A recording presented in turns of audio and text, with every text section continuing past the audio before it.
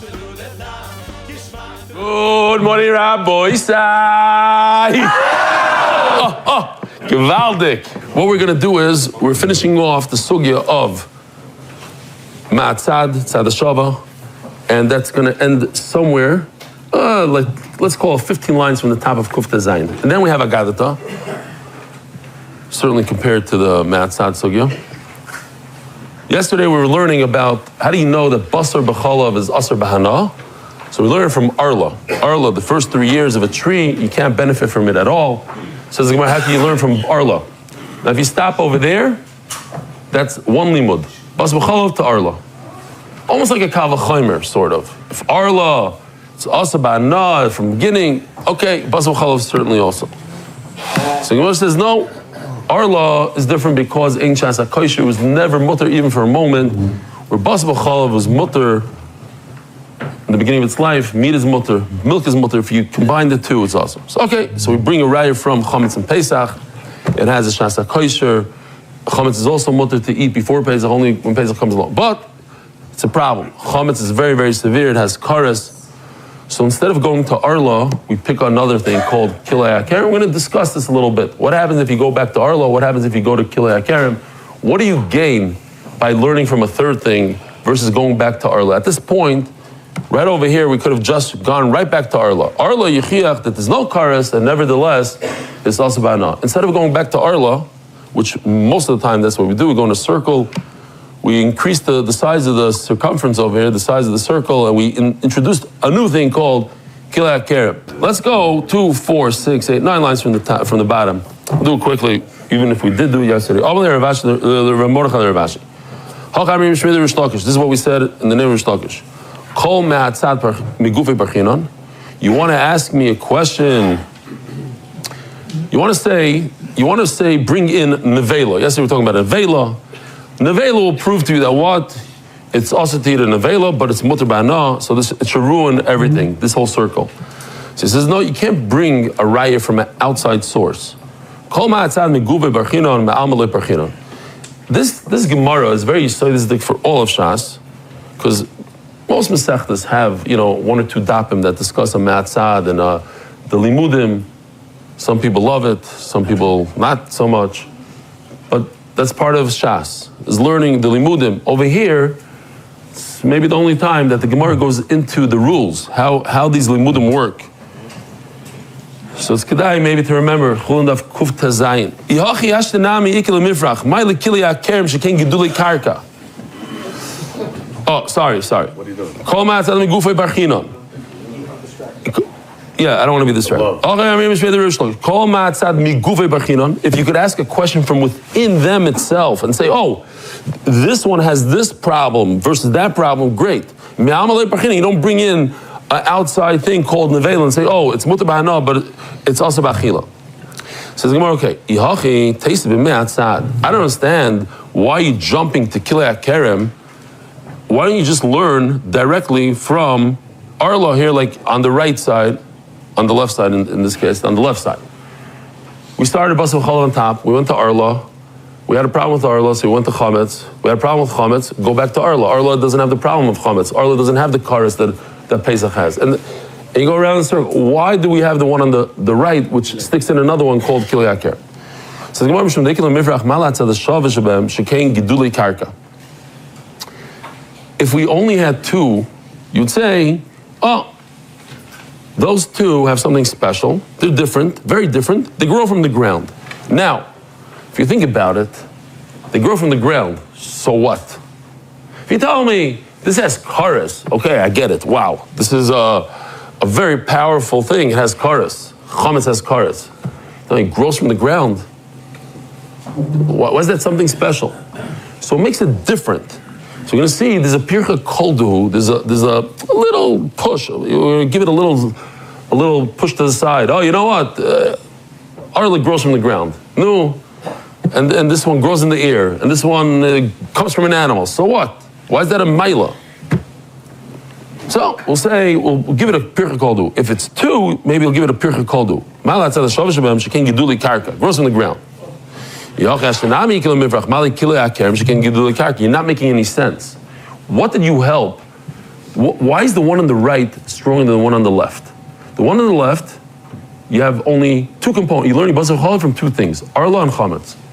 And arla and chametz both grow from the ground. Pizza grows from the ground, and trees grow from the ground. So that, I could throw that off. So in Mela, I introduced Kiliat Kerem. Kiliat Kerem also grows from the ground. What did you gain? And the Gemara explains what I gained. You know what you gained? You gained another number. Now you're learning the top from three things versus from two. When you learn from three, it's different than when you learn from two. That's what the Gemara answers. It's a stronger limud. To break it, you need a very powerful pircha. You can't just, this is a kind of a joke pircha. Not a joke, like a very weak. Mamash brush off. It grows from the ground. So what? Yishkoyach, it grows from the ground. Why is that a maila? You tell me something has kares. You tell me it doesn't have a shasa kosher. It was never kosher for a moment. Great. You tell me it grows from the ground. This is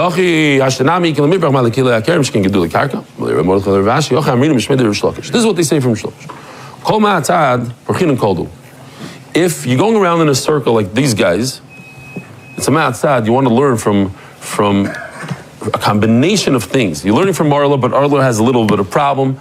So then we bring in a fixer called Pesach. Pesach has a problem. You go in a circle, that's a ma'atzad. So that I could get rid of a pircha kaldu or nothing. Loy mamarta. But now if you stick in something called loy mamarta kilayim, you stick on kilayim. The only way you could slug it up is if you bring something that you say, no, this is stronger, this has kares, this has, or it's weaker.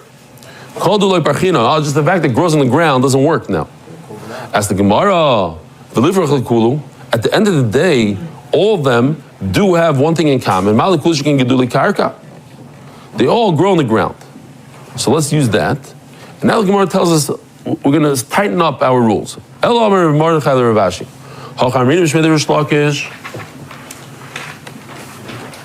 mean, if I were to ask you, stop logic, let's use the common sense now. If I learn A from B, what's stronger? I learn A from B or A from B and C? Oh, even the way I asked it wasn't good. I gave it away. Let's do it the opposite. If I learn A from B, or I learn A from B and C, what's stronger? What's a stronger limud? I learn from one thing or I learn from two things? Two things, l'chayra. And the Gemara here says that's the opposite. Why is it the opposite? Because it doesn't work with common sense, or works with what HaKadosh Baruch Hu said on Har Sinai, when he gave us the rules, and here are the rules. Chadim echada. If I learn one thing from the other, which is basically a kavachaymer, like if you remember, all in the beginning we learned basar b'challah from Arla. It's one thing. I'm learning milk cooked with meat from Arla, which is asabano. So now it's very, very strong according to the Torah. I need something very strong to say, oh, Arla didn't have a shasa kosher. It was never mutter for a second. That's a strong pircha. But a simple thing, oh, Arla grows in the ground, the basar b'chalav doesn't grow in the ground, wouldn't work in this case. That's why we didn't use it over there. We didn't say, oh, Arla grows in the ground, because I need a strong pircha. However, the pircha is to take away the comparison. Yeah, you want to compare two things. You say, no, you can't compare them. Well, what's the comparison? This has wings, this doesn't have wings. That's not a good pircha. That's a mitzias. That's not a good distinction. Right. That's called a pircha koldu.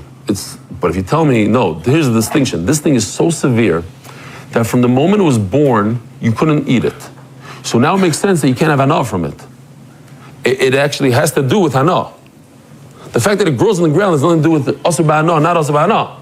It's just a distinction between two things. It's a distinction without a difference. This is a real difference. I'm telling you a lumdish difference. This is something that was created be'isr, whereas basar b'chalav is a weak thing. I took two mutter things, put them together. Why should it be asur b'hana? So if I learn chadim etarti, I feel called b'china. Then, and this, like I said, it's a halacha l'mishmar Sinai. It doesn't make sense, but that's how it is. I learn one from two, then I could say, oh, it's a geduli karka. What about chadim etlas? Like in our case. Now we just threw in a third thing, chametz and kilei kerem. So it's one, I'm learning the top guy, basar b'chalav, from three different things, arla, chametz, kilei kerem.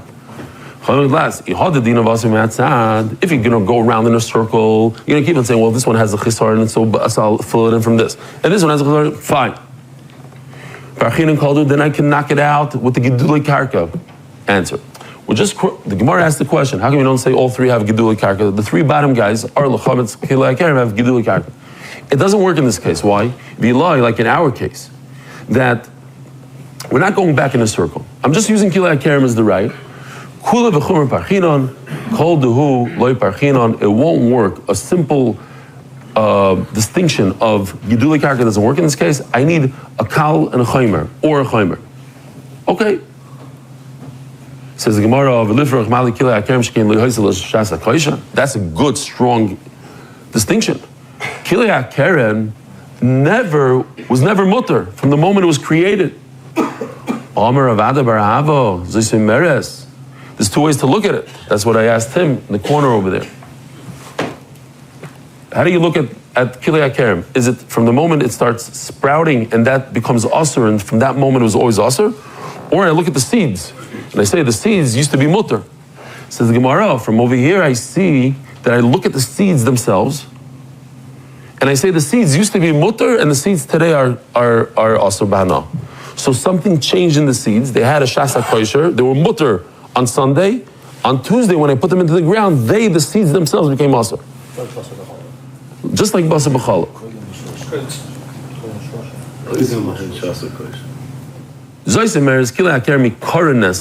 The actual seeds became asur. And these seeds were 100% mutter to eat, each one individually. When you put them in the ground, they became asur. Ask the Gemara, but wait a minute. Is that true that the seeds become asur? I'll prove to you they don't become asur. Mazar of Shmaya bar Zeira, that's it. Okay, so we're done. Basically, we're done with the sugya of Me'atzad and all these limudim. Now we're moving on to much easier stuff. Ask the Gemara, Mazar of Shmaya bar Zeira. Hamavir otzitz nakov bekerem. Let's see this for a second. These seeds are mutter.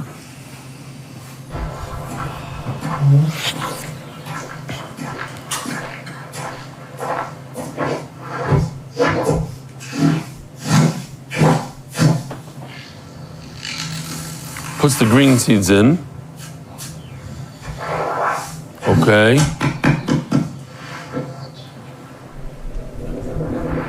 Let's see that Shirasha, Noam. Oh.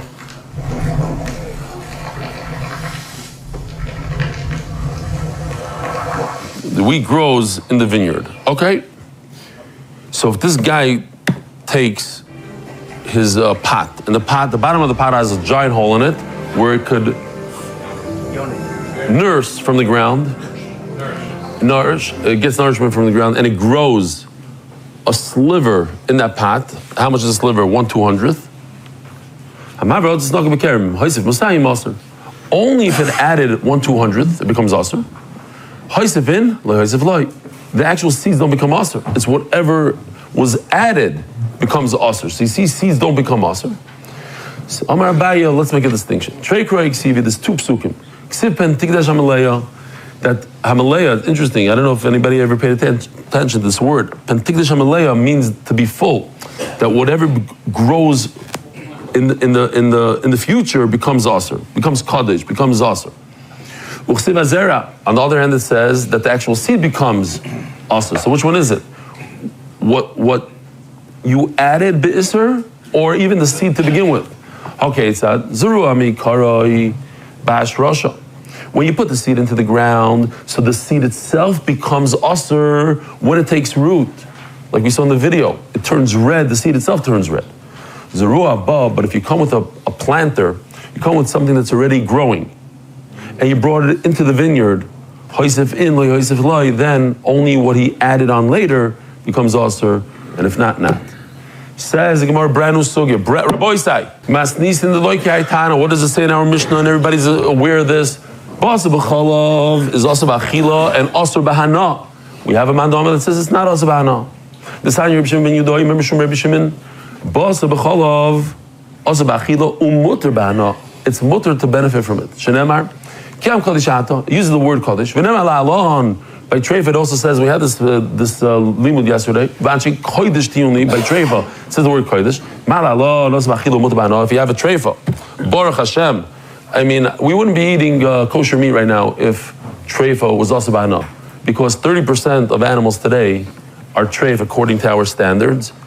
What can you do with it? What, take a $2,000 animal, throw it out in the garbage? You have to sell it to the non-Jew and get your $2,000 back. And like, I mean, you take a little bit of a loss. It's not so geschmack, and that's why kosher meat costs a lot of money. But it would be impossible to eat kosher meat if this halacha didn't exist. And says that what you're allowed to benefit from a treifa. You open up an animal, you see that there's a hole in the heart, you sell it to a non-Jew. It's mutabana. So therefore, since we share the same word kodesh, so by basar b'chalav, afkan also b'achila mutabana. Great. Rabbi Kiva Omer chayav oif. Kiva says that, a wild animal like a deer and a bird, the basar b'chalav is not their rice. Rabbi say, chicken what's the isser to eat chicken with meat, with dairy? Chicken with dairy, schnitzel sandwich with a geschmacka, parmesan. Cooked in butter schnitzel. What's the isser? The raisa, the rabbanon. What's the isser? Huh? What's the machlekes? Okay, Shamshi says machlekes. So it goes mikatza lekatzas and smack in the middle. Either it's 100% mutter, no issa the rabbanon, nothing. You go into a restaurant, eat it lechatchila, or 100% usr, or smack in the middle, it's issa the rabbanon, not the rice and not mutter. So says the Gemara, hani apkinu likidishmu. So it's very, very simple. Over here, it's all. Look at these three limudim. We know the Torah says it 3 times. It says Rabbi Kiva comes to exclude a deer, comes to exclude a bird, and it comes to exclude horse's milk and meat is not a problem of basar b'chalav. Says the Gemara, I don't understand. If you all remember from yesterday, we had Shmuel that started off like this. Remember, he had all these limudim, the red and the green. Then we took the red and the green and we combined them together and we did something like this. We said, these two guys go together and this, and the B'kitzur, we got all the way to a point where we have 3 limudim. The Eli Stefansky comes to include the fat of an animal. If you take the fat of a cow, which is also for you to eat, there's some fats you're mutter, some are also. The ones that are also, you take it and you cook it in milk, basar b'chalav. The other limud is, it doesn't apply to a horse. And the third limud is that a baby goat, a baby cow, that's a ben pekua and the mother, there's an isser to cook with milk. Ask the Gemara, if I'm learning these 1, 2, 3, Shmuel's 1, 2, 3s, how does Rabbi Kiva have room for his 1, 2, 3? How does this work? How do you have extra place? Says the Gemara, I'll tell you why. Because if you look closely, I don't need a pasuk for number 1. What's number 1? You have a piece of fat, a piece of chaylev, you're not allowed to cook it with milk. What's the chiddush? Of course you can't cook it with milk. It's meat. Elamai, the chiddush is, what's the chiddush? Isser chalal isser. How do you add a second isser to one isser that already exists? And the answer is, because he holds isser chalal isser. So if you hold isser chalal isser, I didn't need a pasuk for that. Anything you want to add Yom Kippur to that, so you add another isser to it. You want to add the Shabbos, whatever you want to add. You want to add basar b'chalav to chaylev, it works. Why not? I don't need a pasuk to tell me that it works. That's number 1. And number 3, to tell me that a baby is also basar b'chalav. Why not? It's a baby. Why is it not a cow? Why is it not a goat? So I don't need 1 and 3. 2, anyways, he uses. Look, 2. Rabbi Kiva uses prat l'tmeya. It's number 3 on this one, but it's number 2. And Mela, I have 2 extra ones. Says the Gemara. Because Rabbi Kiva is a chalal isser. First of all, he holds is a chalal isser. Therefore, chaylev u'meisel etzirich kra. I don't need number 1 at all to tell me that you're over in a second isser. Shlil, a ben pekua, gdim aliyeh. It's a regular piece of meat. Why wouldn't it be aser?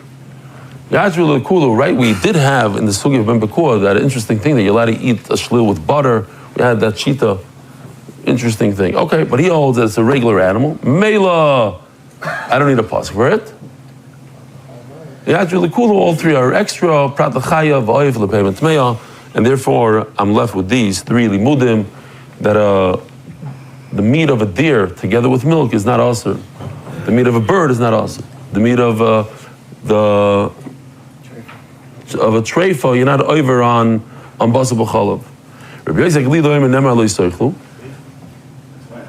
What? Tmeya. I said treifa, tmeya, a non-kosher animal.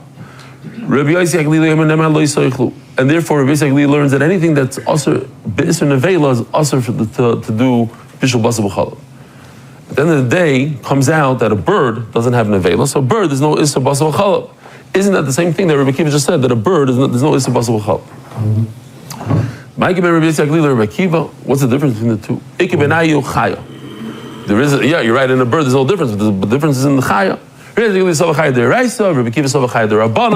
The difference is in a deer.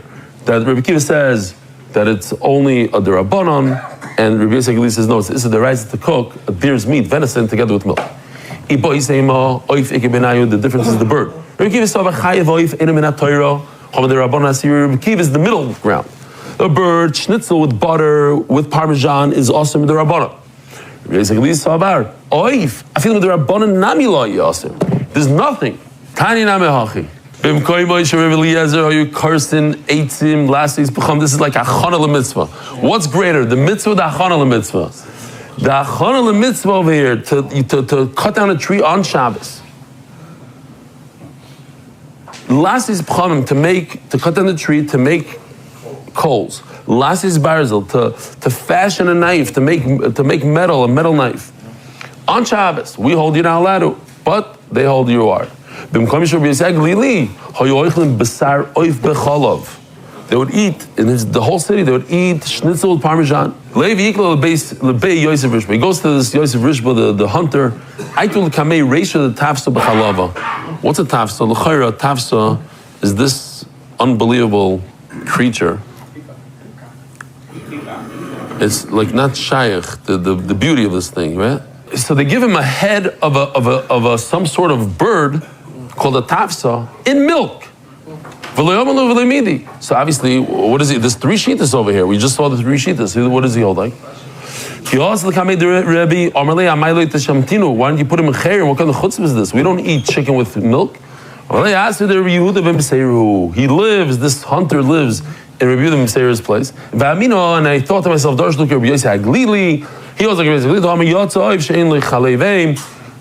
a bird is not in the category of a chalev aim, doesn't have mother's milk, and memela, it's 100% mutter. Says the Mishnah, Kevas nochri v'shel nevela. So in the English art scroll, the Rashi says over here, what's keva? This is chalav karish, this is congealed milk. Looks something like this. Oh. So the art scroll in English calls it rennet. I like rennet. We could go with rennet, but the Hebrew doesn't seem to talk about rennet. It just says it's congealed milk. Okay, so let's call it rennet. I like rennet. The rennet, not the intestines called keva, but the rennet of the intestines. What does that mean? So the way it works is, how do you make cheese?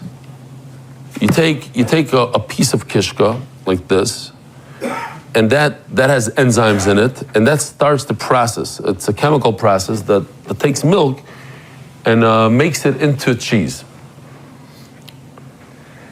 That's a keva.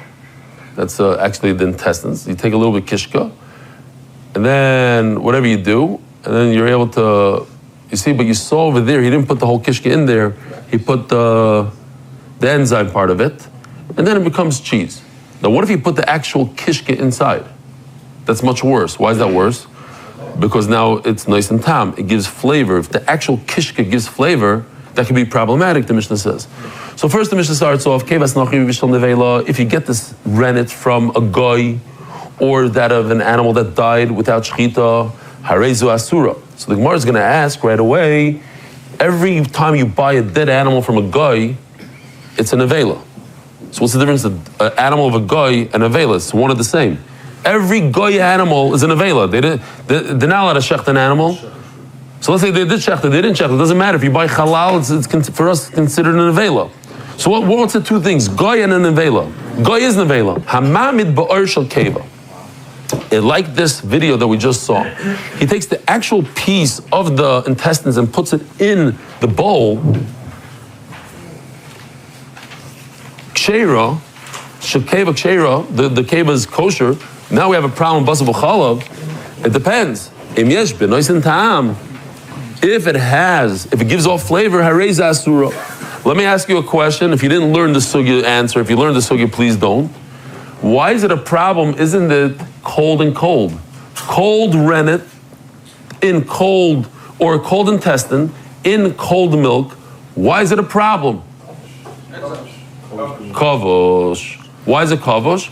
It's considered pickled because it's there for a long time. If you let it sit there for hours, it becomes kavosh. And kavosh has a halacha of mevushal. It's as if it is hot. I just want to point out, I'm not going to go into this whole Rashi, but Rashi starts off saying, top Rashi, you have this milk that you found that's congealed in this the hide of the stomach. You use the actual hide. He says 3 lines down, Isser Gomer, it's mamish, Isser Gomer, kibasa b'chalav mamish, it's mamish 100% basa b'chalav, less agvina Isser Gomer. But this is what I want to point out in Rashi. many lines down, probably 30 lines down, Rashi says, Maridik Alashan, V'toya hayisi b'kach, shayisi savor, midamrinu b'avidazar, gavekeva soil l'kayim. B'kitzur, I made a big mistake in this.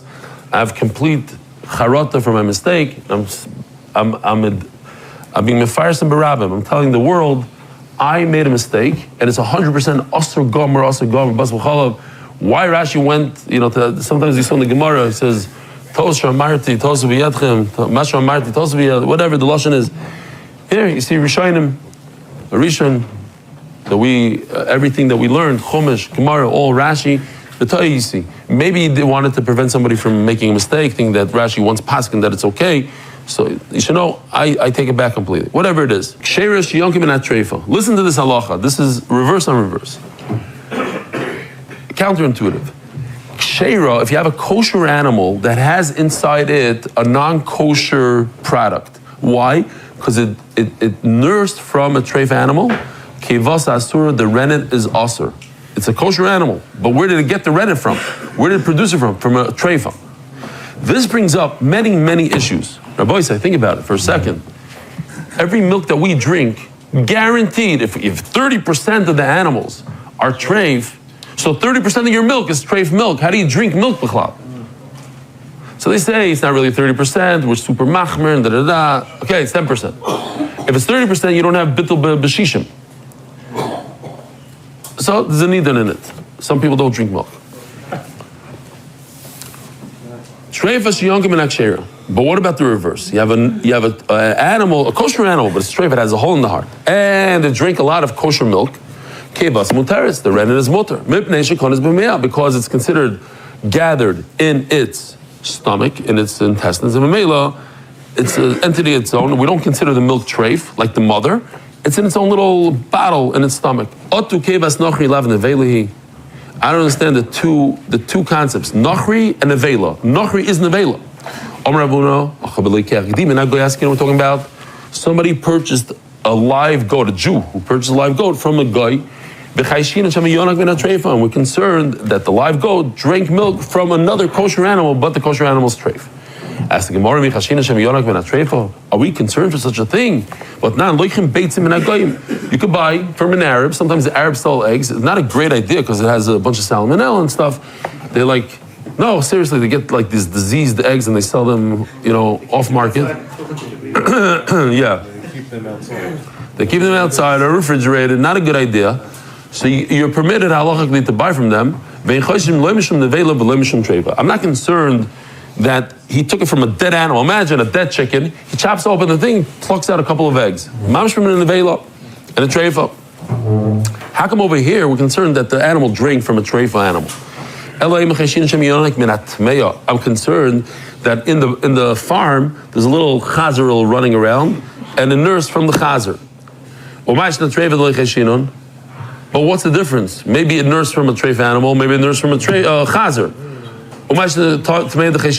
From a pig is so chayshish. There's a lot of, in the barn, there's a lot of tummy animals, there's not a lot of treif. I guess in time of the Gemara, not a lot of treif. Maybe even in our days, not a lot of treif. We're makbid. We're makbid on like, what's treif? We have a sircha, this and that, but doesn't really mean, a sircha doesn't mean it's treif. Sircha, it's stuck, the long stuck, it's a raya, it's not 100%. Ishchicha, but if it's common, this non-kosher animal, afilu gabedidanechos, maybe a pig from the next door neighbor jumped in here and they drank its milk. Says Gemara, we're very careful from davar acher, from chazer, or any other tummy animal. I saw videos, we would learn once, you see like random animals, you see like a cow standing and a pig will walk over to the cow and start nursing the cow and the cow doesn't even chap. Animals share, like they'll go to other animals, you'll see it. We distance ourselves from the chazer, there's no reason to be geyser.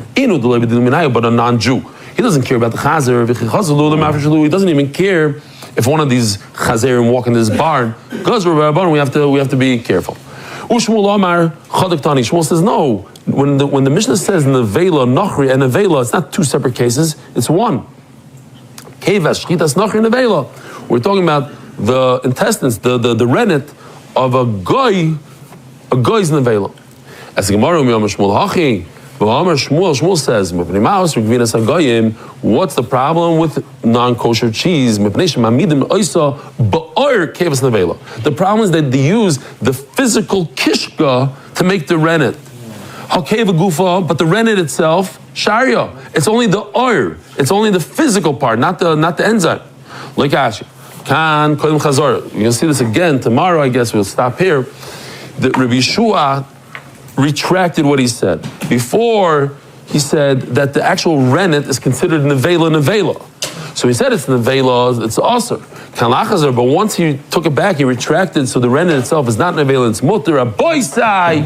Have a wonderful day. Merit the schus of spreading Torah throughout the world. Sponsor a shir today. MDYsponsor.com or sponsor at MDY.com.